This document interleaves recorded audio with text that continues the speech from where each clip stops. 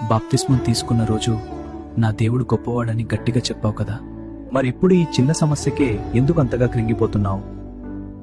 రాత్రంతా నిద్ర లేకుండా రేపు ఏమవుతుందో అని భయపడుతున్నావంటే నీ దేవుని కంటే నీ సమస్య నీకు పెద్దదిగా కనిపిస్తోందా?